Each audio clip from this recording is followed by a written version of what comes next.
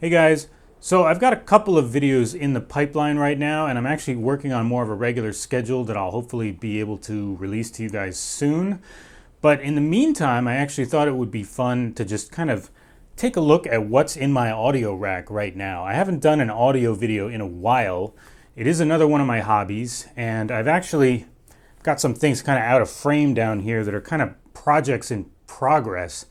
And I've been hoping to feature those on YouTube by themselves for a while. So you can think of this almost as even kind of a preview of things to come, I hope. And for that reason and other reasons as well, don't think that I'm saying that anything in this rack is necessarily the best out there. That's not why I'm doing this video. But I just want to kind of go through and talk about some of the components that I have and what I think is really cool about some of them. Let's just get into it and take a look. Now I'm going to start bottom to top, and the reasons for that will kind of become apparent. I think it just makes logical sense to do that the way I have things set up here. This on the bottom here is obviously a cassette deck. It's a Sony TCK96R. It's one of two cassette decks that I actually have right now, and the reasons for that will probably become obvious too. But this is kind of a project. When I purchased this, it was listed as fully functional. Of course, it was not when I got it. One channel was completely distorted. I had to replace a couple of transistors in there to get that fixed. I got rid of the distortion, but the levels are completely imbalanced right now. I've tried adjusting that as well. There is an adjustment inside to do that, but I did get them sort of matched if I cranked the right channel up all the way, but there's now a lot of hiss in that side, so you can tell it's kind of artificially boosted. I'm not sure where to go from here on that. There's not an obvious way. There's nothing else that I can see that's obvious to replace to fix that, so I'm not sure what I'm going to do about that. Also, it eats tapes, so that's probably just an adjustment, and I could fix that, but I can't really demo it for you right now because it is just going to eat whatever tape I put in there. So kind of a shame. This is a great unit otherwise. I specifically sought this out when I bought it because it kind of straddles the line between two eras. Obviously, it's a Silverface model. Silverface cassette decks were all very well built. They were tanks. They're completely metal. Even these knobs are metal. Obviously, they have the VU meters, which is just kind of fun to watch. And everything inside the mechanism as well, if you could see that, I mean, these are plastic, I guess, but pretty much everything else in there is metal. So nothing's going to break physically, as could happen on some later 80s and 90s cassette decks. But obviously things can still go wrong. Now, another great feature about this, if it was working, is the full logic controls. It's a Silverface deck with full logic controls, and you just don't see that very often. There were only maybe a few units out there like this. And this one even has another trick up its sleeve in that you can use this as a remote.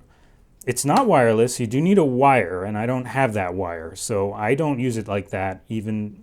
Well, it doesn't really work, but I wouldn't use it like that if I could because I don't have the wire. But you can get the wire and use that as a remote if you want, or just use it connected to the deck like normal.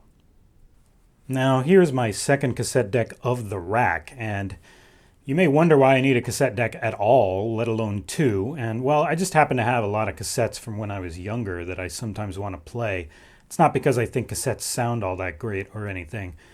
This deck has a little bit of a sad story behind it, but, not it's just life. I actually bought this for my mother about 20 years ago. And maybe a little more than that. I worked in an electronics store at the time. I was a salesperson, so I knew about the different models they had at that time. My mother wanted something kind of basic, and she wanted the ability to dub tapes. I didn't want to get her anything crappy, so I looked for, one of the better double cassette decks that we carried in my store. Technics is a good brand. I probably also got a really good deal on this. Technics usually has a really big markup. So, bought this deck. It's a Technics RSTR 355. It's a pretty good double cassette deck as far as these things go. And she passed away a few years ago. My brother and I were going through her stuff. I saw this. I said, I bought this for her. I have an emotional attachment to it. I'm going to take it. So that's why it's here. Now, it does happen to work perfectly.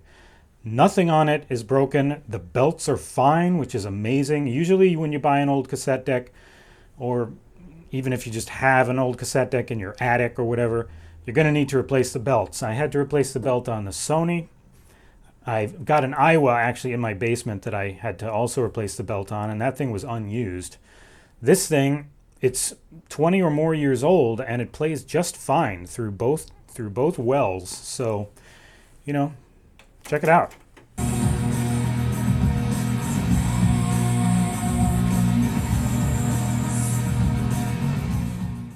Now, you may or may not have noticed this thing sitting there before. This is a Theater Solutions TS4D.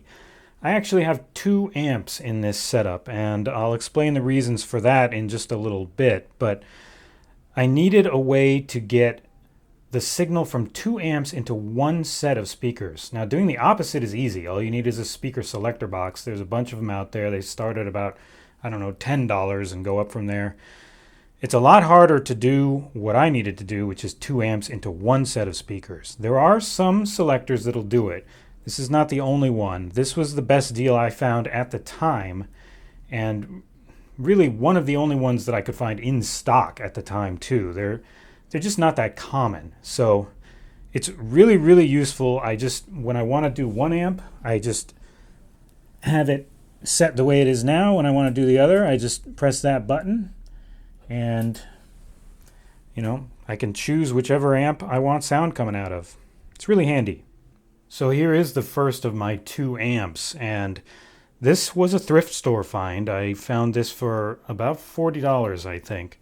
It's a Sony TA-1010 integrated amplifier, and it's, from what I remember, it's vintage 1960s. I actually just love the design. It's so clean, silver face obviously, with real wood accents. And it's just kind of got that Mad Men era kind of look to it.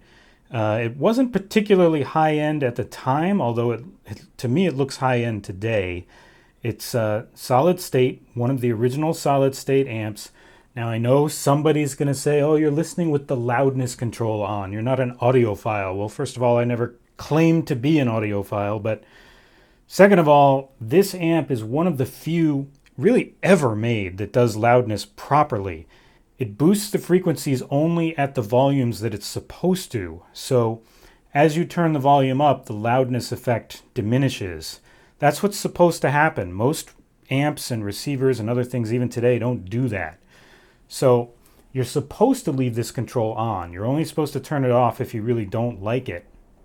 But with it on, it's actually giving you the frequencies that it's supposed to, or giving you the frequencies as you're supposed to hear them, I guess I should say. Anyway, it's a great sounding amp. Now, this has also been kind of another project for me. I think there's a heat-related issue in that when playing through the phono section, after maybe an album's worth of music, it'll start to crackle and pop.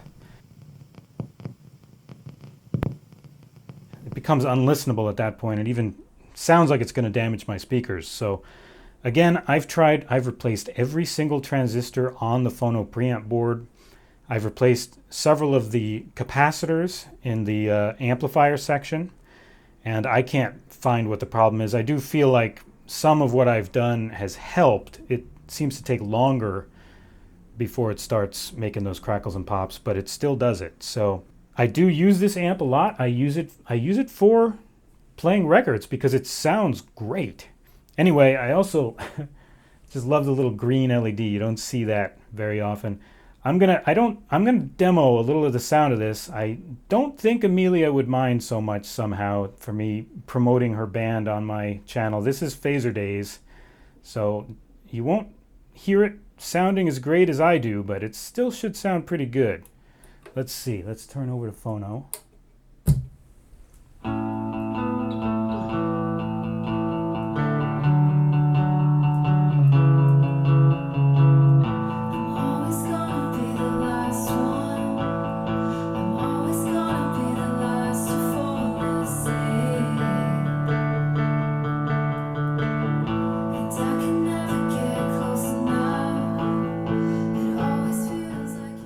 Really recommend this album too, Phaser Days Morningside. Go pick it up. You can download it off the Bandcamp website. You can buy the vinyl. This is the vinyl. It's a great album. EP, I guess I should say.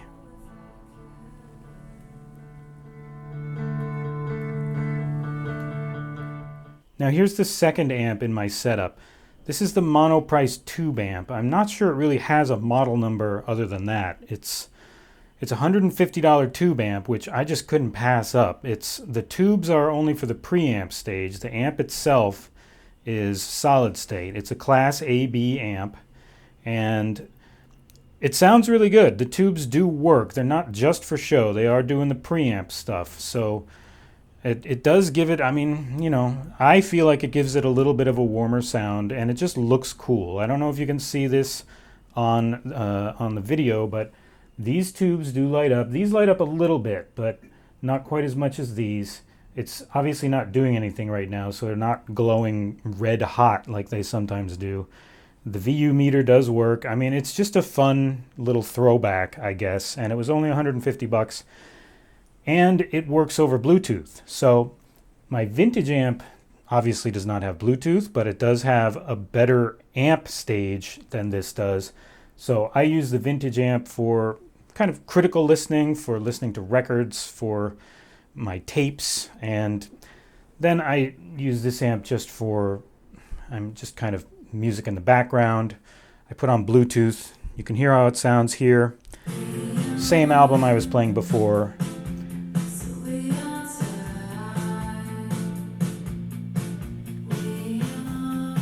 I think it sounds pretty good, and I like it a lot. So, and it fulfills the purpose for which I bought it, which was to act as a Bluetooth amp. So, I recommend this. I think they might have a newer model out now that has a little more power. Not sure they still sell this one, and the new one seems like it also comes in black. I wanted the silver face. I like silver face components, so that's why I got it, and I like it a lot. Now, if any of you are wondering what this little box is, this is a Phono Preamp, and this is just for, in case I ever do want to listen to records through the Monoprice tube amp. I usually don't, but this Phono Preamp lets me connect my turntable into the CD input of the Monoprice amp, and you need that because turntables have a much lower signal level than the line level inputs from a CD player or something like that. So the Sony amp has a Phono Preamp built in, as most older amps, and now even some newer amps do again. But the Monoprice amp does not, so I use this little Phono Preamp when I want to listen to records that way. And up here at the top, I'm not going to go too deeply into this because I actually have a video just about this component, but this is my Sony PSLX3 turntable. It's a fully automatic turntable. And if you want to hear more about it, go check out that video that I just mentioned. It's a great turntable. I really like it. It sounds great. It still works great. And yeah, I definitely recommend a turntable like this one if you plan to get back into vinyl. I'm not a big fan of the fully manual turntables that are out there these days with the belt on the outside that you actually have to move to change speeds and all that. Screw that. Just go full automatic. I will give you guys one tip that I didn't give in any of my other videos, but to keep your stylus clean, this is just a magic eraser on top of a quarter just to keep it stable. You just put that on your mat, and you kind of move your stylus over on top of it, go up and down a few times, and that's going to clean your stylus right off. The magic eraser material is just abrasive enough. It's just perfect for keeping a stylus clean. You can check around on the net and you'll find examples of pictures taken under a microscope that show before and after with that. It's really the best way to keep your stylus clean. And lastly, obviously you need some sound output. So what do I use for speakers? Well, these are Pinnacle PN5 Plus speakers. They're bookshelf speakers. They're kind of big as bookshelf speakers go these days. But these are also 25 years old. I bought these again at the electronics store that I worked at. And these were kind of the big secret among all the guys that worked in the electronics store. We had obviously a big speaker demo room, and we had all sorts of different speakers from different manufacturers in there.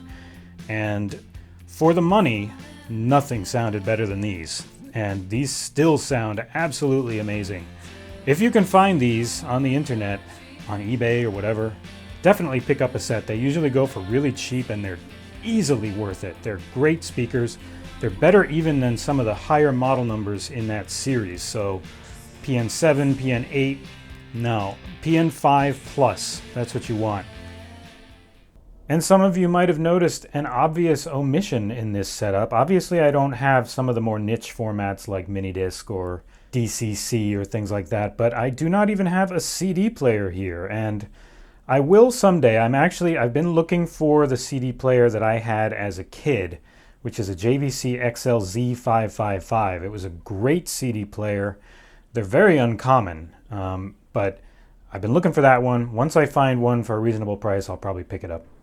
So I hope you've enjoyed this look at my audio rack as it currently stands and everything in it. I do change components out periodically, so who knows, I might be doing another one of these in 6 months or a year. And hopefully I'll actually finish some of these projects and can really get some of these things fully fixed and bring you those videos on the repair process and those individual components. But anyway, that's it for now, and I will see you guys next time. Bye-bye.